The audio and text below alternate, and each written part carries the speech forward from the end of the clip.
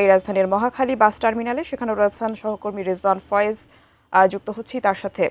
রিজওয়ান ফয়েজ, আপনি জানাবেন সকালের দিকে ঈদে বাড়ি ফেরা মানুষের ভিড় অনেকটা বেশি ছিল, এখন আসলে ভিড় কেমন দেখছেন এবং সেই সাথে বাড়তি ভাড়া নেওয়ার কোনো অভিযোগ যাত্রীরা করছেন কিনা বিস্তারিত জানাবেন। সকালের দিকের সাথে যদি তুলনা করি, সকালের দিকে যে ছবিটা ছিল সেই তুলনায় এখন কিন্তু ভিড়টা অনেকটা কমে গেছে। তো এই বিষয়টি আমি যারা এইখানকার বাস টার্মিনালে যারা বিভিন্ন বাস কাউন্টারে আছেন বা বাসের শ্রমিকরা আছেন বা কর্মচারীরা আছেন তাদের সাথে কথা বলেছি যে ভিড়টা কেন কম। তারাও বলছেন যে আসলে অনেকটা ভিড় কম।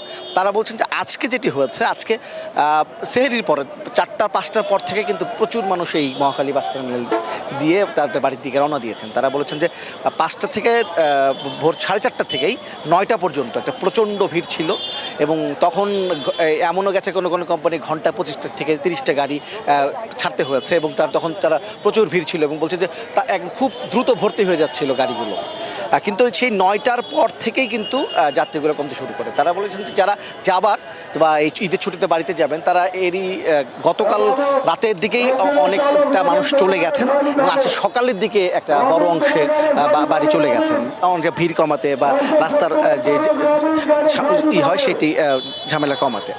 তারপর থেকে যেটি হচ্ছে যে এখন ভিড়টা কমেছে, তাদের প্রত্যাশা আছে সন্ধ্যার পর ইফতারের পর হয়তো এই ভিড়টা বাড়তে পারে এবং হয়তো আগামীকাল এবং পরশু একটু যাত্রী ভিড় থাকবে। কিন্তু তারা বলছেন যে যাদের যাবার আসলে বেশিরভাগ মানুষই কিন্তু চলে গেছেন। এখন যারা অনেকে এখন ঈদের ঠিক আগে বিভিন্ন দোকানে কাজ করেন বা যারা অন্য অন্য ব্যবসা আছে তারা হয়তো আছেন যে তারা এখনও যাননি বা কিছুদিন পরে যাবেন। কিন্তু যারা বেশিরভাগ মানুষই যারা ছুটিতে আছেন তারা এরই মধ্যে কিন্তু চলে গেছেন। এই কারণে কিন্তু ভিড়টা অনেকটা কম।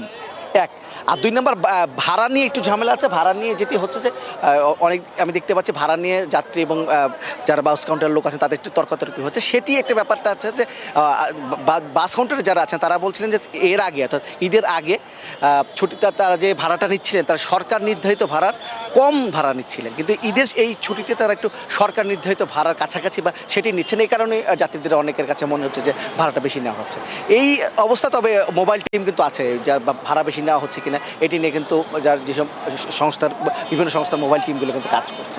তো এই হচ্ছে সর্বশেষ পরিস্থিতি এখানে। নিশ্চয়ই পরবর্তীতে আবার যখন যোগ দিব তখন অন্য কোনো বাস কাউন্টার থেকে বাস টার্মিনাল থেকে আপনাদেরকে আরও বিস্তারিত জানাবো।